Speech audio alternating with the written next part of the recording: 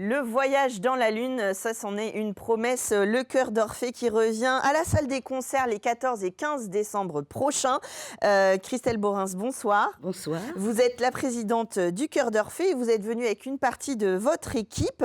Ada Bonara, bonsoir. Bonsoir. Vous êtes la chef de chœur et metteuse en scène de ce spectacle. Grégoire Vanerle, bonsoir. Bonsoir. Vous en êtes le chef d'orchestre. Et Jacques Gouin, bonsoir. Bonsoir. Vous en êtes l'un des comédiens, l'un des personnages. Vous êtes Cosmos, si je ne m'abuse. Absolument, un roi. Un roi. Oui, de toute façon, quel autre rôle pouvions-nous vous donner à part celui d'un roi? J'aurais tout refusé autrement. Bien sûr.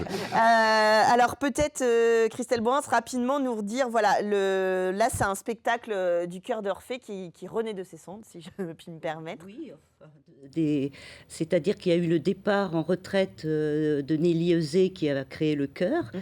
En 2023, elle est partie en retraite après 30 ans de bons et loyaux services et une retraite bien méritée parce qu'elle a beaucoup donné pour cet ensemble. Et c'est donc Ada Bonara qui a repris le chœur et on était très très contents. Et on voulait, dans cette période un peu morose après le Covid, après pour les artistes des choses un peu plus compliquées, on voulait un opéra festif en français.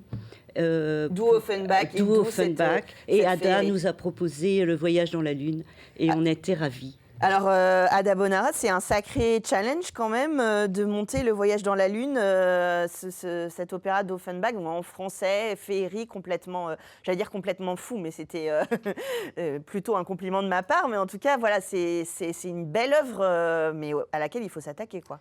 Oui, c'est vrai, mais bon, le Chœur d'Orphée a déjà présenté des spectacles comme La Traviata, comme Carmen, qui sont aussi des monuments de l'opéra français qui demandent beaucoup d'engagement, beaucoup de moyens. Donc je me suis dit que Le Voyage dans la Lune, ce serait à la portée de ce chœur. Et c'est le cas avec aussi Grégoire Vanerle qui assure la direction musicale et les musiciens qui nous accompagnent et tous ces acteurs.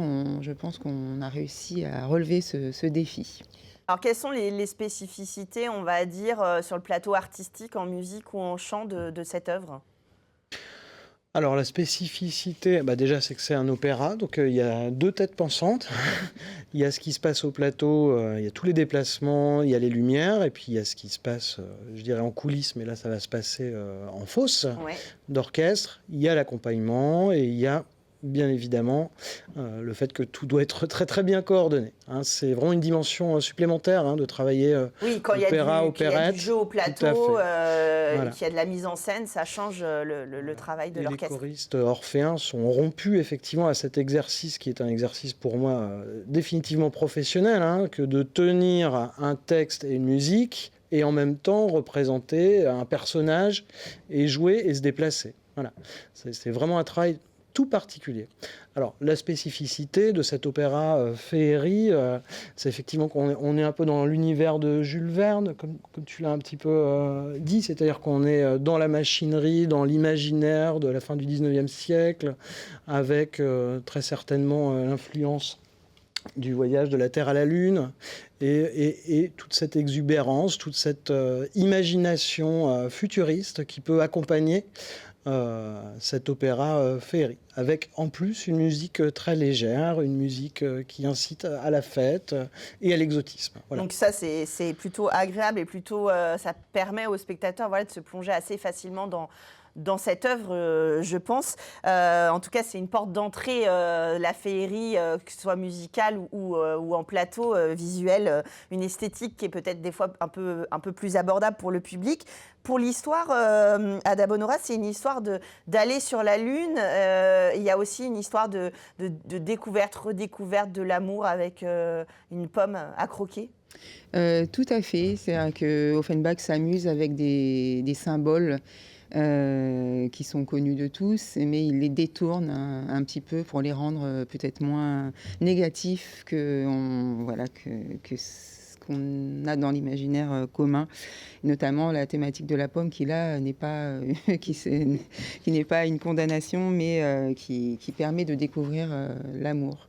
Et c'est un opéra sur la transformation comment on se transforme au contact de l'autre en allant découvrir des nouveaux horizons, puisque c'est un petit peu ce voyage initiatique que fait le prince Caprice, qui est lassé de tout ce qu'il a pu voir sur la Terre, rêve de nouveaux horizons. Qui est joué par Florian Pereira, Tout c'est à ça, fait. Caprice. Un jeune ténor plein d'entrain que nous avons auditionné et nous en sommes très contents. Il est vraiment tout à fait le personnage du rôle, très engagé physiquement et vocalement. Donc voilà, et ce jeune homme ne veut pas hériter de son père, de la couronne, et il va entraîner tout le monde après lui vers ce voyage, la découverte de la Lune. Et vous, Jacques Gouin, vous y êtes en tant que Cosmos. Et d'ailleurs, si je ne m'abuse, Christelle, vous jouez la reine Popote, donc vous êtes sa femme. Voilà, tout à C'est fait. pour ça qu'on nous a mis l'un à côté de Oui, l'autre. Exactement. Qu'est-ce que vous apportez dans le jeu, dans cet univers féerique? Alors, je ne sais pas ce que j'apporte. Moi, ce que j'y trouve déjà, parce que je ne suis pas chanteur, j'ai pas de grandes petit peu choses. quand même. Je Oui, c'est ce que chante j'allais je dire. chante dans des interstices qui sont parfois un peu compliqués pour moi, mais non, c'est découvrir un univers. Alors Offenbach, moi je connaissais surtout La Belle Hélène. J'ai un CD que j'ai écouté je ne sais combien de fois, donc Offenbach, c'est quelque chose de joyeux. Et me retrouver là, alors déjà avec des gens qui chantent, Olivier Navo aussi, enfin tous ces gens qui sont de vrais chanteurs, Des voix, des solistes, des des belles vraies voix. voix. Moi, il a fallu que je trouve une place. Alors, je suis plus comédien, vu ce que j'ai à chanter, mais c'est un véritable plaisir de se trouver dans une machine pareille. C'est joyeux, c'est ludique, c'est plein de jolies choses que j'ai découvertes au fur et à mesure des répétitions. Et en fait, pour moi, c'est un vrai plaisir d'être là, de découvrir un autre univers, un univers qui n'est pas le mien. Oui, un univers de partage, et c'est sympa aussi de nous offrir cette œuvre-là à nous en tant que public, parce qu'on y sent tout ce que vous racontez, ça donne évidemment envie. C'est combien de personnes, le Chœur d'Orphée, aujourd'hui? Alors, actuellement, on est une trentaine de choristes. Voilà, et il y a 4 solistes professionnels, et puis l'orchestre, bien sûr, de musiciens professionnels. Alors, c'est quand même, c'est un bon nombre de choristes. Je ne me rends pas compte par rapport à des représentations, on va dire, classiques à l'opéra. Est-ce que c'est un nombre à mener? Est-ce que c'est facile? Est-ce que c'est déjà beaucoup? Comment ça se joue? Ils sont le juste nombre, en tous les cas. Beaucoup de chœurs d'opéra demandent des effectifs assez importants. Ouais, c'est ça. Donc là, on pourrait être un petit peu plus nombreux, mais ça ne rentrerait pas dans la salle des concerts. Donc on est Donc juste, on est ce qu'il faut pour la salle des concerts. on est tout à fait bien, tout ce qu'il faut. Après, on a 4 chanteurs professionnels sur la production, mais il y a aussi des membres du chœur qui font des rôles, parfois pas petits, des rôles secondaires en tous les cas, et qui travaillent leur voix et qui ont aussi un niveau suffisant pour pouvoir chanter avec comme le disait Grégoire, les chanteurs professionnels. le Chœur d'Orphée est quand même réputé aussi pour avoir un travail. Il y en a beaucoup qui sont là depuis plusieurs années et qui travaillent la voix à des niveaux quasi professionnels. Et ça, c'est chouette de pouvoir mélanger les expériences aussi. Les rencontres, j'imagine que ceux qui sont membres du Chœur d'Orphée, c'est aussi un plaisir de partager avec les solistes, avec l'orchestre, avec les professionnels. Oui, tout à fait. C'est une grande richesse de pouvoir jouer avec des professionnels. Ça a toujours été l'envie du Chœur d'Orphée, de pouvoir monter des opéras avec des solistes professionnels pour qu'il y ait quand même une qualité dans la restitution de l'opéra. Oui, puis c'est un des enjeux aussi, même dans la... Ça fait combien de temps que vous préparez ce spectacle? Un an. Voilà, c'est ça, j'aime bien. Non, mais c'est bien de le dire des fois à l'antenne parce que les gens se rendent pas forcément compte quand on voit un spectacle comme ça. Alors d'ailleurs, que ce soit un seul en scène d'humoriste ou un opéra, parfois il y a le même nombre de mois, mais voilà, comment ça s'orchestre, c'est un mauvais jeu de mots, mais voilà, comment les choses se mettent en place, combien de temps pour des personnages, pour l'orchestre, comment ça se passe? Parce que là, vous êtes dans les répétitions en commun, mais j'imagine qu'au départ, il y a le chœur, les solistes, l'orchestre qui répètent chacun de leur côté?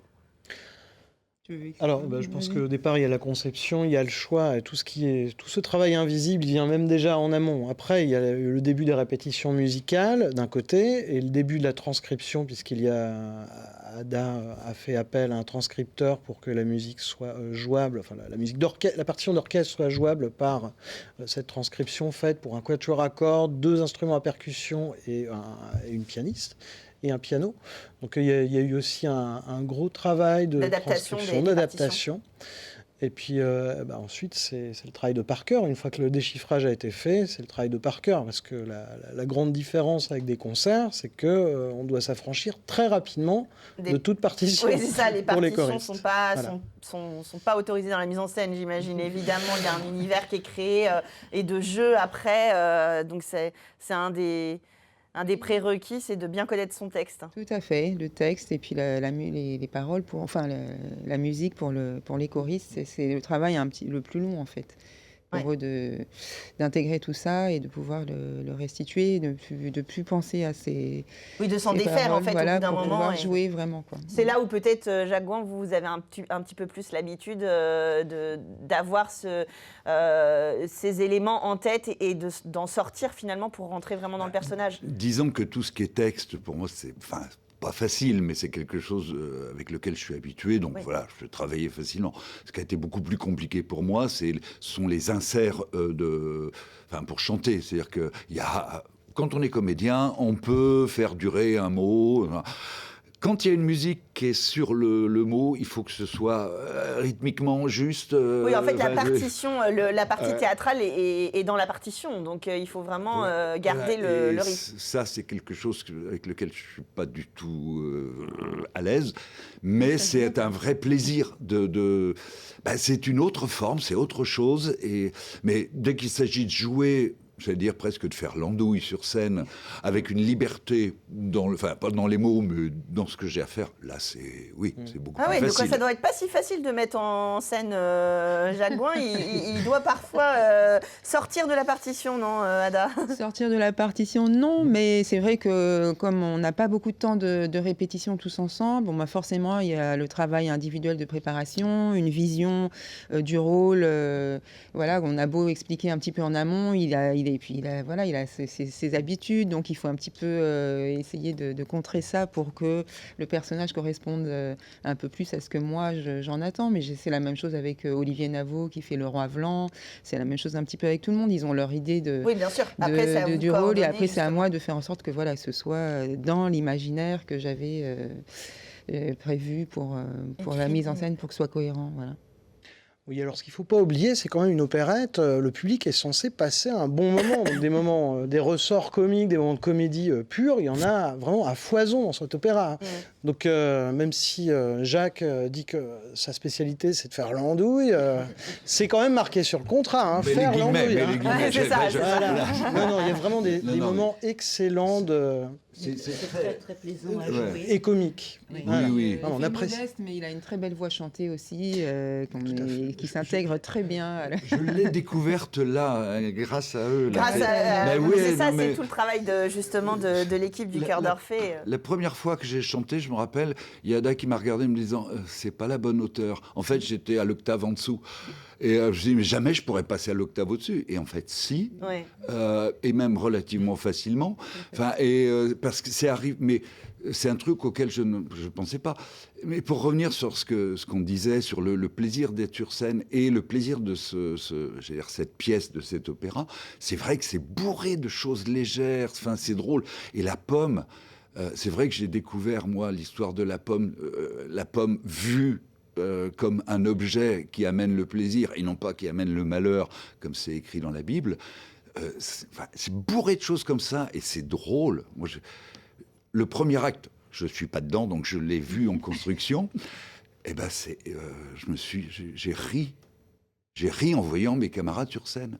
Et c'est une des bonnes raisons pour lesquelles il faut aller voir le spectacle et voir du spectacle vivant. Là, en plus, le 14 et 15 décembre, le voyage dans la Lune, c'est féerique. Vous allez rire, vous allez passer un bon moment en famille. C'est accessible aussi. Je le dis parce qu'il y a des gens qui ont toujours un peu peur quand on parle d'opéra et d'opérette. C'est pour ça que je le répète. Vous avez l'habitude avec le Chœur d'Orphée, mais n'hésitez pas à pousser la porte de la salle des concerts. Vous pouvez prendre vos places sur le site LOASO du Chœur d'Orphée ou à la librairie Tuard ou bien sûr sur place, venez un petit peu avant à la salle des concerts et prendre vos places à la salle des concerts au Mans, pardon, je suis un peu trop chauvine, je ne précise même pas la ville. Merci à tous les quatre d'être venus nous parler de ce spectacle. Bonne représentation donc.